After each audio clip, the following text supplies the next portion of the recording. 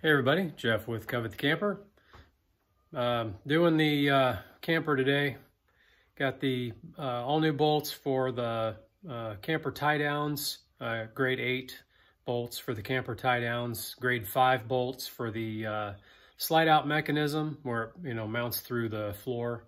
And day before yesterday I got all 3 of the walls done and kind of finish sanded on the edges so everything lines up properly on the side walls and the ceiling for the slide out box. And got the floor over here. I'm gonna start getting the walls and the ceiling mounted up to that, so when I do get the slide out mechanism reinstalled in the camper, got a couple of things I want to do before I do get that slide out mechanism reinstalled.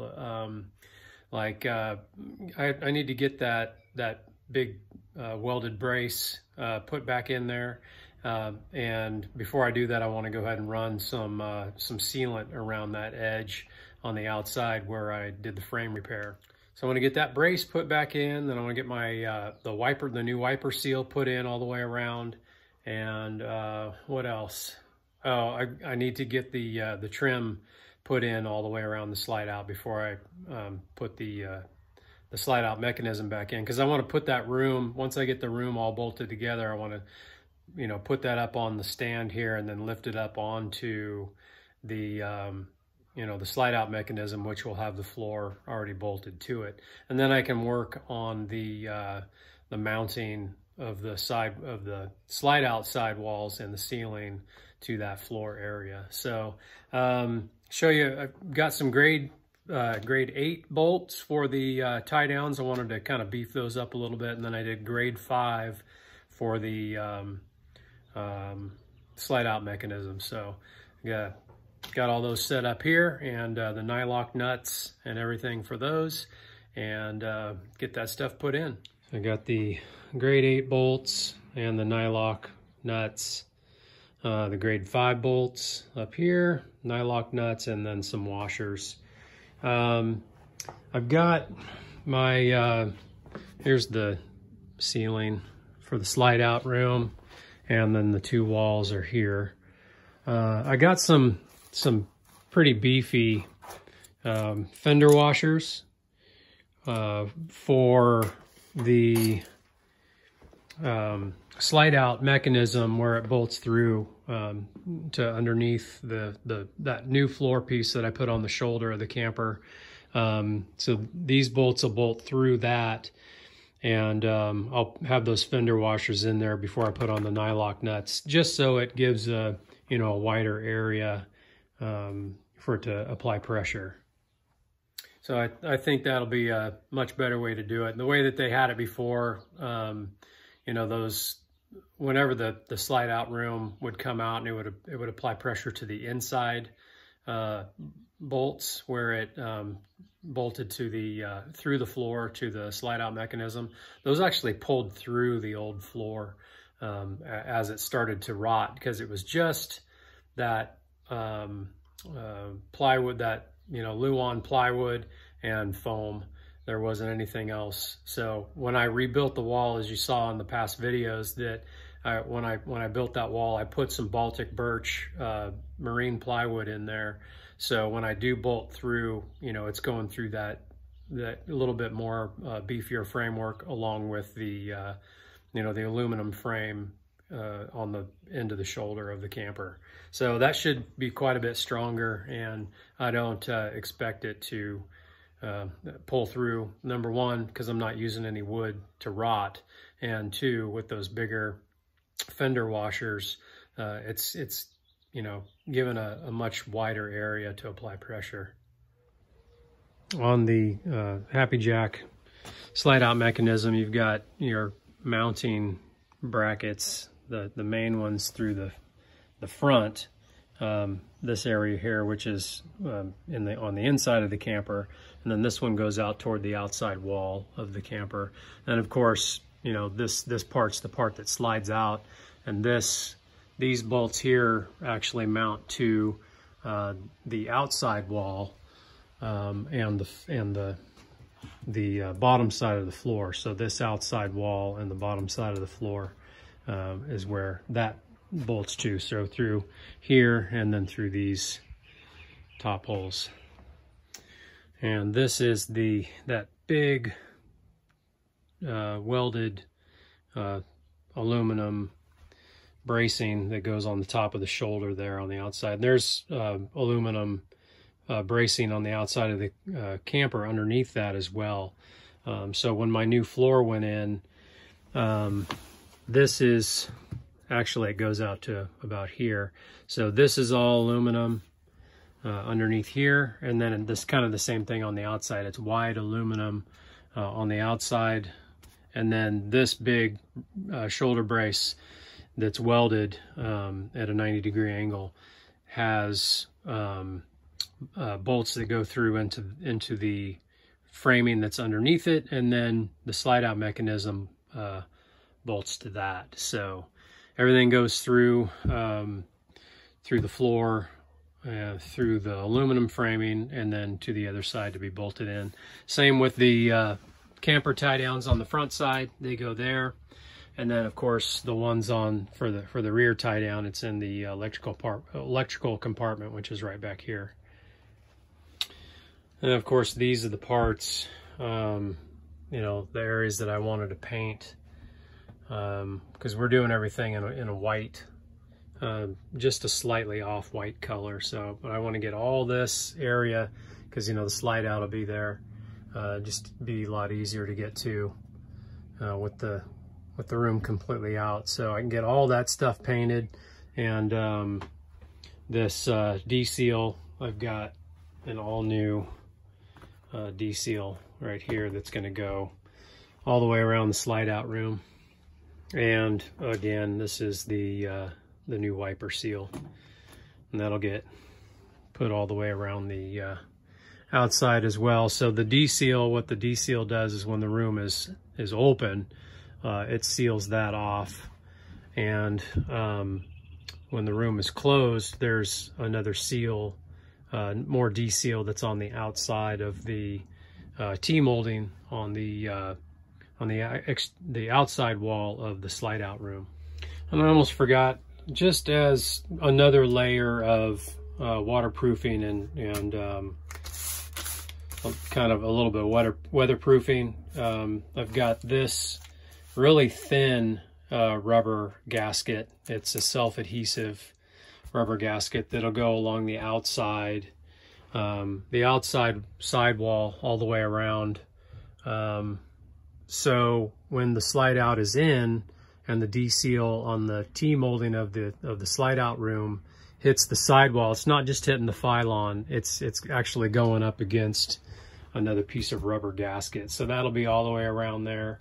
I just think that'll create a better seal than it, you know, compressing up against the fiberglass sidewall. And of course, I've got a few rolls. I've got 2 more rolls of this in my utility trailer, but I've got, I think I've got a total of 6 rolls, or now 5.5 rolls, because I've used some of it, of the butyl tape. And where that goes is along this lip here.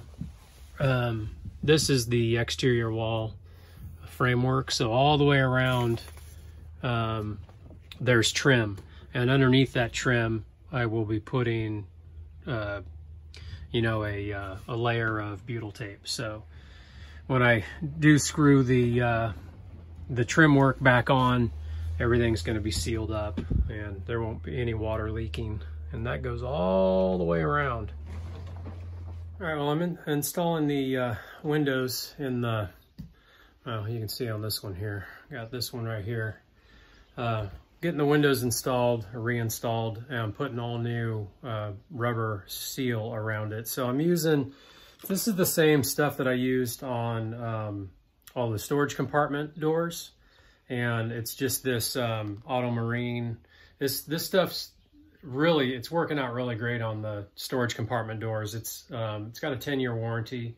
It is an EPDM rubber seal, self-adhesive rubber seal, and the adhesive is really good. It sticks really well, And so that's what I decided to go around the inside of the window frame there before I put the windows back in. If you remember on the disassembly video, these windows are compression fit. So the inside ring, you know, squeezes the outside window frame into the wall. So having a nice thick rubber seal there will just ensure I've got a good waterproof seal around the windows. So I'm gonna go get these installed and hopefully be able to start building the slide out, you know, getting the walls fastened to the floor and then the ceiling fastened to the walls. All 1/4 inch seal all the way around.